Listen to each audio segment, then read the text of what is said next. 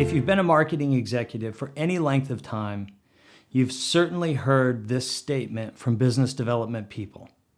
The leads you gave me were junk. I called the first 5 and they were going nowhere. Please don't waste my time with any more of your leads. I've heard this more than once in my career, and I've come to realize how this is indicative of an alignment issue. Sales and marketing teams struggle to see many things eye to eye, but the biggest struggle is usually around what constitutes a lead.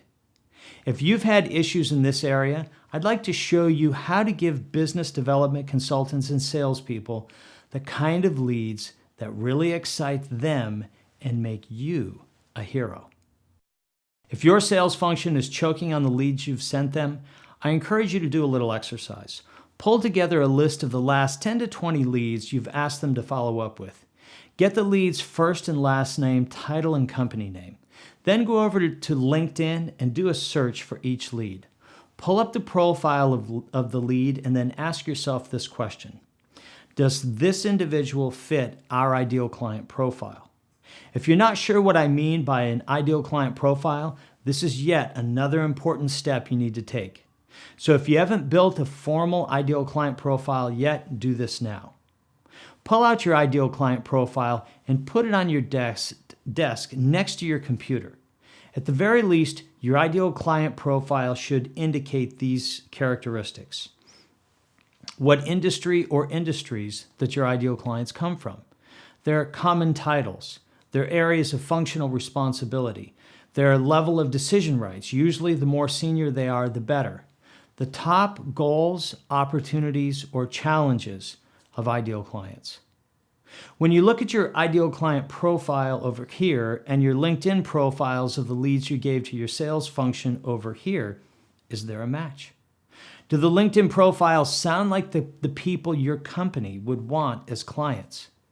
If they are a match, then you might well be justified in going back to your sales team and showing them the connection.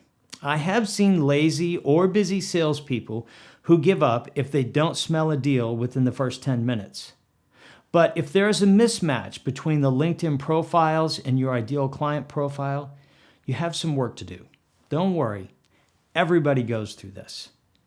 To generate high-quality leads for your sales or business development staff, there are 2 important questions you have to answer. How do we get the right people into the sales funnel? And when do we engage prospects in sales dialogue? If you get the answers right to these 2 questions, you will give your business development staff what they want.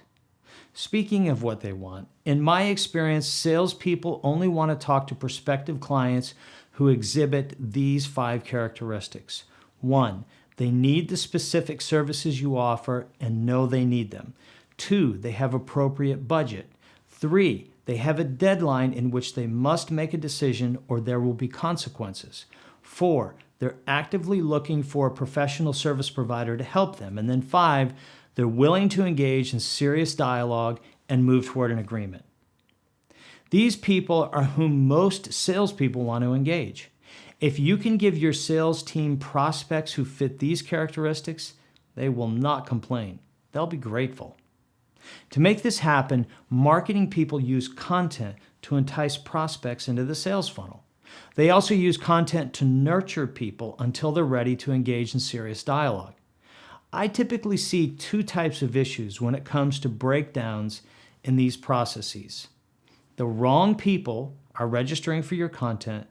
The right people are in the sales funnel, but they're not ready to engage just yet. I recently met with a client who said, "Randy, the high lead scores from our content registrations are from people who we don't want to do business with. The lead scoring system must be broken." Well, after I dug a little deeper, I discovered the real issue. It wasn't the lead score system that was broken, it was the content. A few quarters before this, we had developed an ideal client profile for this client. We identified the top 5 goals, challenges, and opportunities that their ideal clients, the ones with the big budgets, wanted to accomplish. When I looked at the content that they'd been developing, most of it did not address the goals, challenges, or opportunities of their ideal clients. So it was no wonder that there were very few prospective ideal clients in their sales funnel. In marketing, as in life, you get what you position for. I see this far more often than you might realize. I've had people say to me, "We really don't believe in content marketing, so we quit doing it." After I looked at their content, I see why. I wouldn't believe in that content either. If you want your sales funnel and the leads you pass to the sales function to be comprised of prospective ideal clients, you have to produce content that compels them to register, read, and then act.